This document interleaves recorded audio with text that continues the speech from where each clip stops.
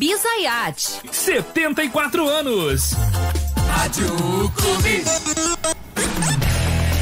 É isso aí, são 10h38 aqui do nosso Manhã na Clube. Bom demais, comemorando o aniversário de Guaxupé com esse memorial ZYN5 produzido impecavelmente pelo Caetano Cury em decorrência dos 100 anos de Guaxupé, mas ele fez uma pesquisa maravilhosa nos arquivos da Rádio Clube, que são um patrimônio histórico. E para falar um pouquinho sobre isso, a gente tem um convidado especial aqui nessa data especial também, que é o historiador Wilson Remédio Ferraz, que tem tudo na cabeça dele. A cabeça dele é um computador. Primeiro, bom dia, Wilson. Obrigada por você estar aqui e compartilhar com a gente esse momento especial, que é o aniversário de 110 anos de Guaxupé, com essa cabeça invejável que o senhor tem. Bom dia. Bom dia, Vanessa. Bom dia, ouvintes da Rádio Clube. É sempre um prazer estar aqui novamente. E é bondade da Vanessa esses elogios. A gente realmente tem um trabalho profundo, consistente, mas não é tanto assim quanto ela fala. Mas a gente tem alguma coisa na cabeça, e o que a gente não tem na cabeça a gente tem nos arquivos, que depois a gente pode fazer uma pesquisa nos nossos arquivos lá e trazer mais informações. Ah, muito bom. 110 anos de Guaxupé, né, seu Wilson? Quantas histórias, né, dessa nossa terrinha tão catita.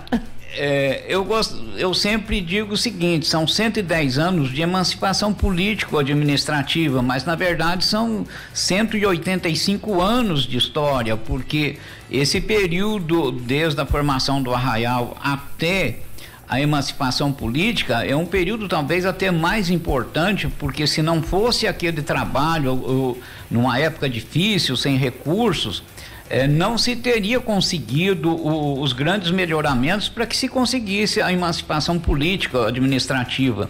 Então, por isso que eu gosto sempre de observar isso, o trabalho anterior para que se conseguisse, que foi de extrema importância, de extrema valia, para que a gente tivesse um município independente.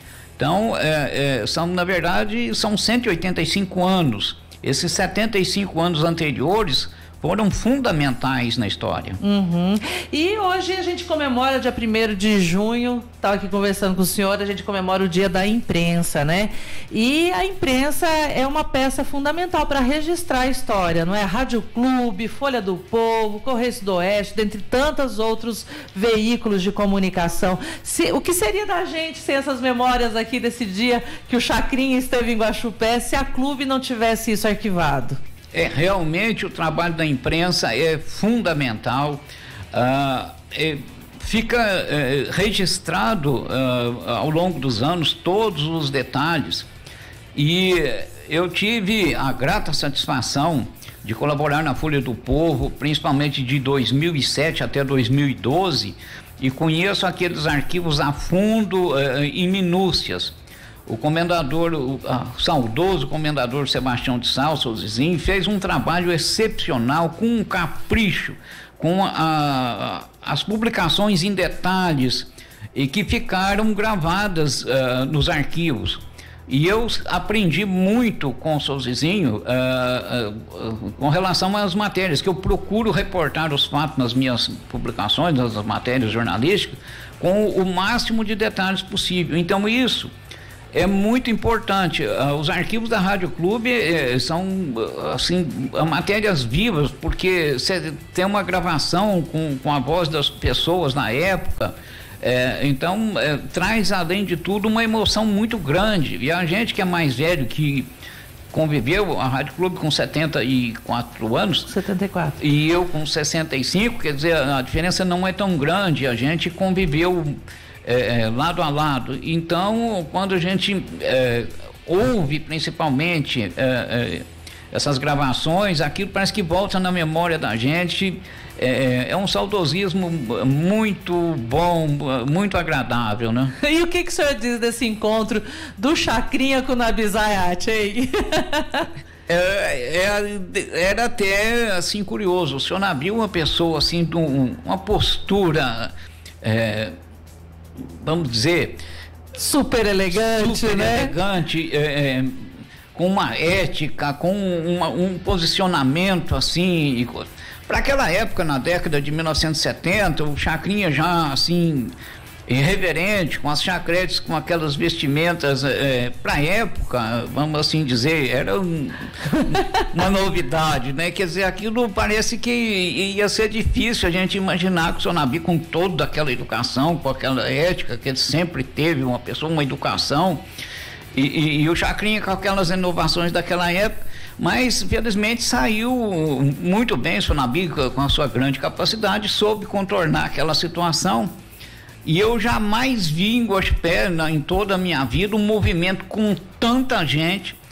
Foi armado o palanque em frente, onde era a antiga agência do Banco do Brasil, hoje que é a prefeitura, e o Sonabi em cima do palanque conduzindo, a avenida cheinha de gente, desde a estátua ali do posto de gasolina até onde a vista alcançava aqui na avenida, lotadinho de gente. Nunca vi tanta gente na minha vida. Foi, eu acho que na história da cidade, o evento com o maior público já visto até hoje.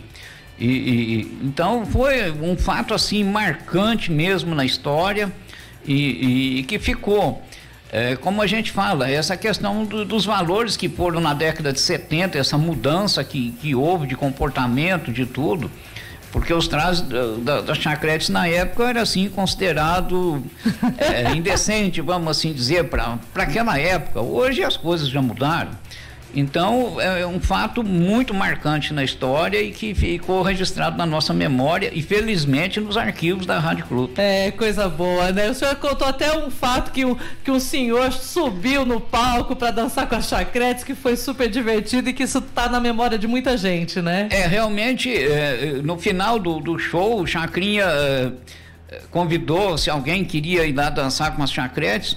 Tinha um senhor, a gente vamos evitar de citar o nome em respeito à memória dele, mas era um senhor já idoso, morava aqui no final do prolongamento da avenida, e ele se aventurou a subir no palco e foi dançar com as chacretes. Aí aquela multidão, as chacretes se aproveitaram, ele já é um senhor já mais de idade, para as brincadeiras, nada demais, mas foi aquilo muito divertido, ficou aquilo gravado na história, né? Imagino. E foi esse evento numa Festa das Orquídeas, né? A Festa das Orquídeas durante muito tempo foi referência no Brasil, né, como uma grande festa em elegância e para trazer esses artistas de renome nacional. O que o senhor se recorda dessa época da Festa das Orquídeas? A Festa das Orquídeas era vamos dizer, era um ponte daquela época e tinha o grande apoio. Eu não alcancei esse início. A Festa das Orquídeas, a primeira festa foi feita lá na Fazenda Bocaina. Um grande incentivador foi o Dr. Isaac e o bispo da época, que era o Dom Hugo Bressani de Araújo. E então era uma festa de alto nível, mais alto nível, uma exposição muito bem feita, com uma variedade muito grande. Haviam aqueles bailes muito luxuosos, aqueles grandes churrascos, aquelas grandes festividades. Geralmente no encerramento vinham os aviões da Esquadrilha da Fumaça de Pirassununga. Então era um evento, os militares de alta patente vinham, inclusive com as respectivas famílias, frequentavam aqueles grandes bailes que tinham no Clube de Guaxupé. Então foi um fato marcante a Festa das Orquídeas na história da cidade e que principalmente na década de 60, 70 foi o auge a nível nacional mesmo, a Festa das Orquídeas. E o senhor falou uma coisa curiosa que antes da gente entrar, né? Falou, eu tenho medo de morrer e levar comigo tudo isso que eu tenho na cabeça e não passar para frente, né? Que conselho o senhor dá aos jovens que estão nos escutando, enfim, a este arquivo que vai ficar aqui na Clube, né, para a posteridade, para quem está nos escutando, que a importância da preservação histórica de uma comunidade, de uma sociedade, da cultura daquele lugar. O que o senhor fala para despertar aí em quem está vindo agora, para que isso continue, para que isso chegue dali a 100 anos para frente, eles possam ouvir essa nossa entrevista e falar, poxa vida, olha lá o seu Wilson falando e hoje eu estou aqui batalhando pela preservação da memória. O que eu vejo com muita tristeza em Gospé, que é a única cidade do país, ouvintes, porque eu faço pesquisa nessas cidades antigas do estado de Minas quase que inteiro, já viajei do estado de Minas no estado de São Paulo. Gospé é a única cidade do país que não se tem uma preocupação em manter a cultura, a tradição, a história da cidade. E quando alguém tem essa preocupação, parece que tem muitos que puxa contra. E a gente vê isso com muita tristeza. Um exemplo que eu cito, a grande importância da família Marques. Os senhores imaginam, em 1916, quando nem automóvel não existia, foi feito um loteamento em Gospé, o primeiro loteamento com 308 lotes, com 800 metros quadrados, rua de 20 metros de largura, que é aquele do alto da estação, onde está a TV Sul ali. O progresso de trazer a estrada de ferro que o pessoal teve na época, que era o meio de transporte que se tinha. Então, tudo isso, essa cultura, essa preservação.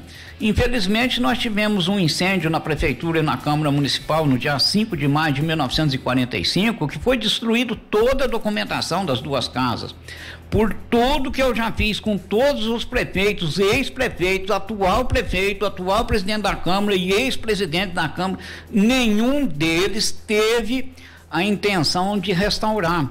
E o mais interessante, eu tenho uma decisão transitada em julgado na Justiça de que os cartórios são obrigados a fornecer os livros de nota para a prefeitura, para extração de cópia, para registro dessa documentação.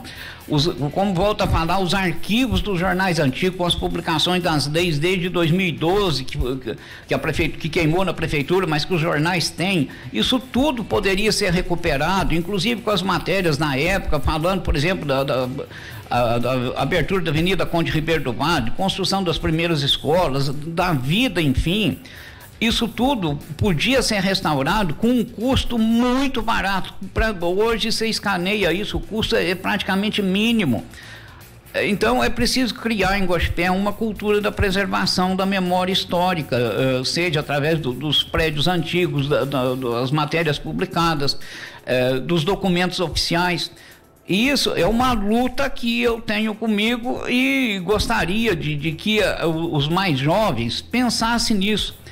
A única coisa que eu consegui até hoje foi o seguinte: na entrada da Câmara Municipal, eu consegui a sorte que tinha a ata da instalação da Câmara Municipal, os padres tinham transcrito em 1912 nos livros tombo da igreja, que é um tipo de um livro diário que tem na igreja.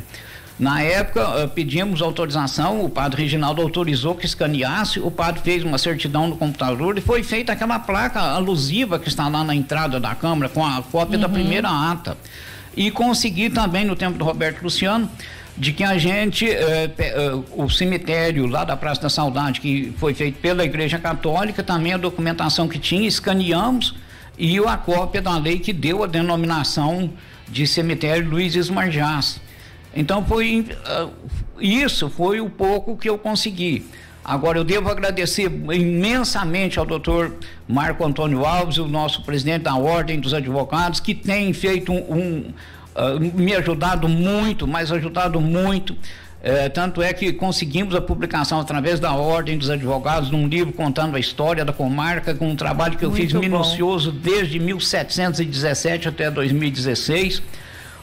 Não posso também deixar de registrar aqui o apoio que tem tido dos excelentíssimos senhores juízes de direito, os juízes diretores do fórum, doutor Hélio Mioto, hoje aposentado doutor João Batista, o doutor Milton Furquim, que tem colaborado demais, principalmente o juiz da comarca de Muzambinho, também que tem me ajudado demais, porque lá nós temos um arquivo com esses documentos de Gospé desde 1882 para frente.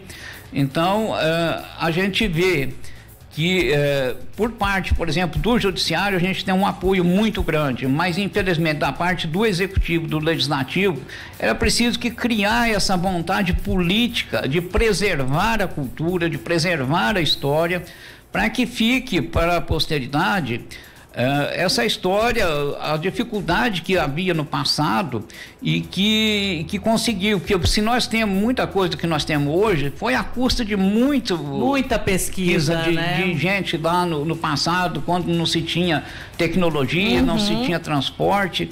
E tudo isso precisava ser resgatado no meu modesto entendimento. É isso aí. Seu Wilson, muito obrigada. O tempo do rádio é curtinho. A gente tem mais 2 blocos do Memorial ZYN5 aqui para comemorar os 110 anos de Guaxupé. Muito obrigado por o senhor ter saído da sua casa em pleno feriado para conversar aqui com os ouvintes da Clube. Mas é sempre um prazer, principalmente a gente lembrar um pouquinho da história. Isso pra gente é um prazer e a gente está à disposição, assim que tiver espaço, pode me chamar que a gente estará aqui. Com certeza.